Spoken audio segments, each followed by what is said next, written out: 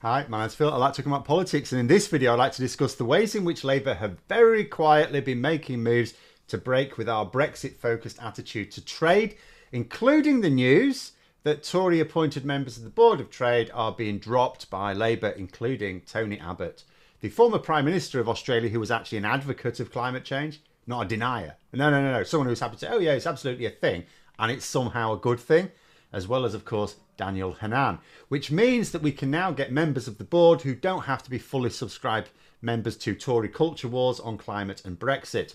But first, for daily political commentary, please click the subscribe button so you don't miss out.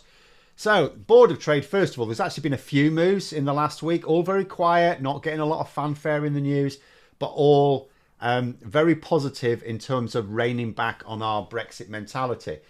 Board of Trade, its operation is intrinsically linked with Brexit because the UK has had a Board of Trade for centuries until, of course, the 1970s when we joined the EEC. At that point, we pulled our international trade negotiations with other EEC members and then, of course, EU members from the 90s.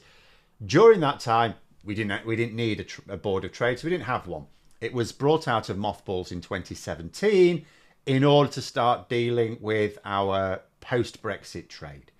As a result, although bringing the board back is just a consequence of leaving the single market, it doesn't have to be in itself a very Brexity thing particularly, because trade is a big part of the Brexit debate and underlying philosophy, the operation of the Board of Trade is a reflection of the government's attitude to Brexit.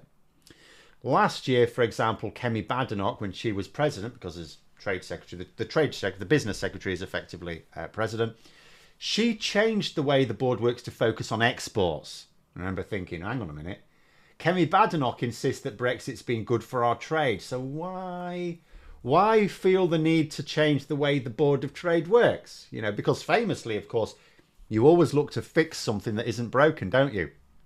But some of the members or advisors, shall we say, on the Board of Trade raised eyebrows. Now, just to be pedantic, worth pointing out, there are two types of person on the Board of Trade. There's the members, but they have to be privy councillors, so basically senior MPs.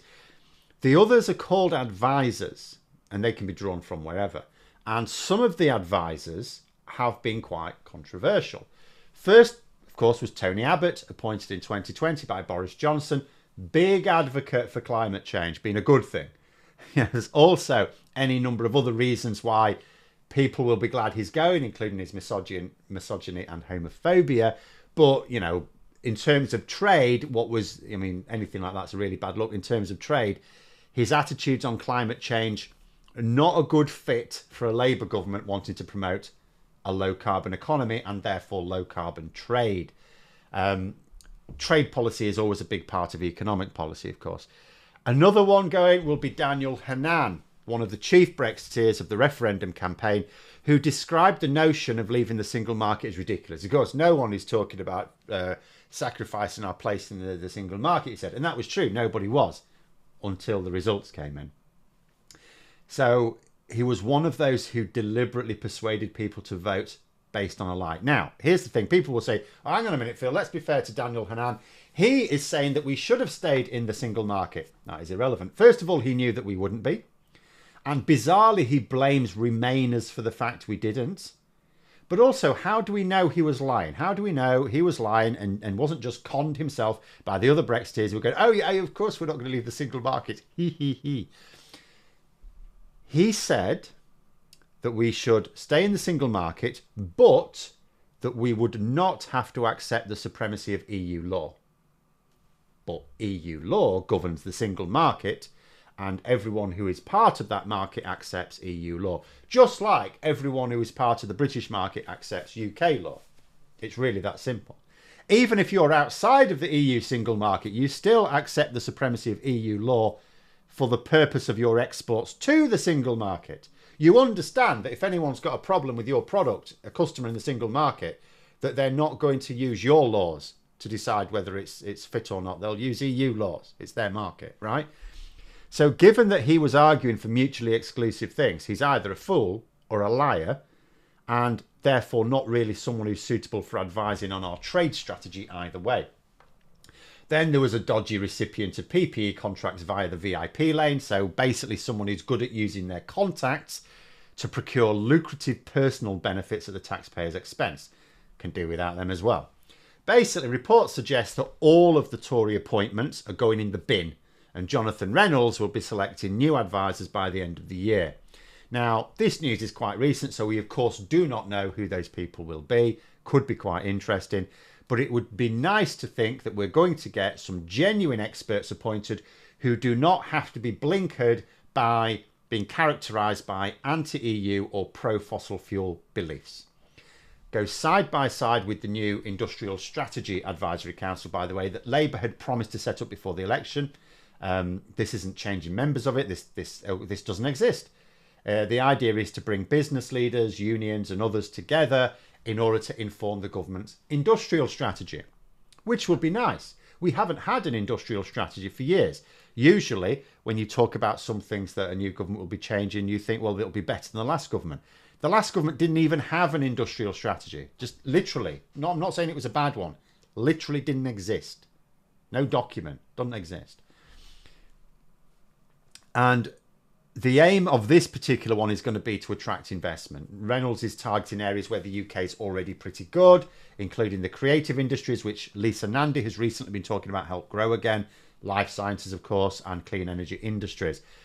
And although appointments to what are effectively advising committees, it all sounds quite dull, doesn't it?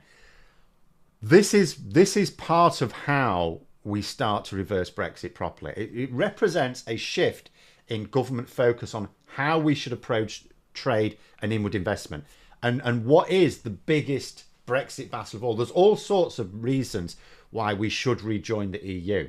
But by far and away, the biggest is always connected to trade, isn't it? That's why, for example, so many rejoiners are going, okay, EU, fine, well, join the single market. Let's at least join the single market, even though can't actually do it that quickly. Why? Because trade is so important. It's from Britain's point of view, it's always been the main benefit of being in the EU for ours. Because we've never really, not enough of us have fully appreciated the political journey. It's really been about the trade. And speaking of, so that's what they're doing here. We're talking about things that are very dull. They're not going to get mentioned much in the media. And yet they can make a big change to the way we approach trade.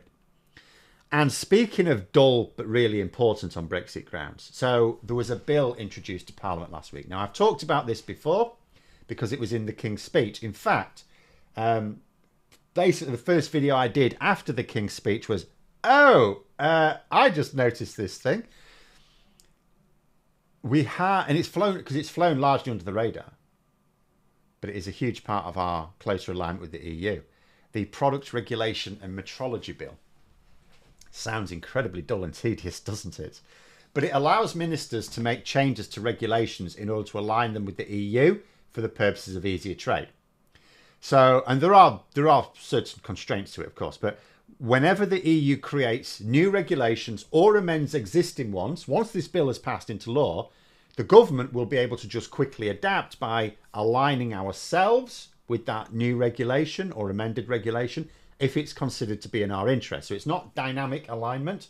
It is taking a view, this new regulation, is it going to affect our trade? If it does, obviously it's going to affect it negatively. We will align to prevent any sort of extra friction in trade.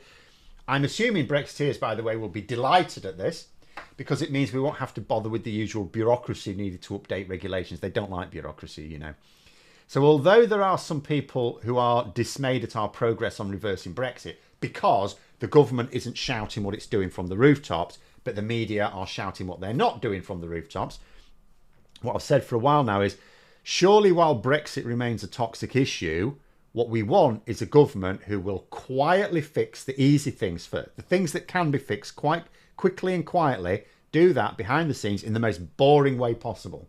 So it can't get the media can't get a lot of traction on it. You will probably not have noticed much consternation in the media about last week's bill. The Daily Express had a whinge about it. If you read the Daily Express, I mean, my sympathies, but if you do, they had a whinge about it. Of course, they can always be relied. Anything at all to do with Brexit, they will be putting an article out on it. They have described it as rejoining by stealth. Sounds good to me. But there was no great fuss made in general. I did a news, just in case I'd missed it, right? I did a news search specifically with the name of that bill.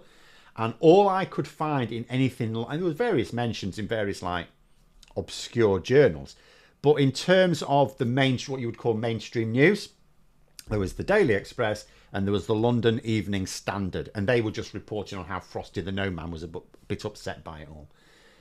Obviously too boring for the Telegraph, the Mail, or even GB News, as far as I can tell. And the same seems to be applying to the news of refreshing the Board of Trade.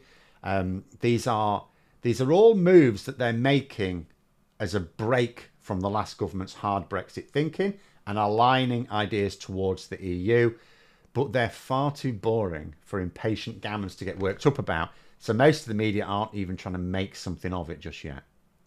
It was quite interesting when I saw that David Frost was having a whine about it as reported in the London Evening Standard, because I thought usually he'd be in the Telegraph moaning about it. Maybe that's this weekend or something.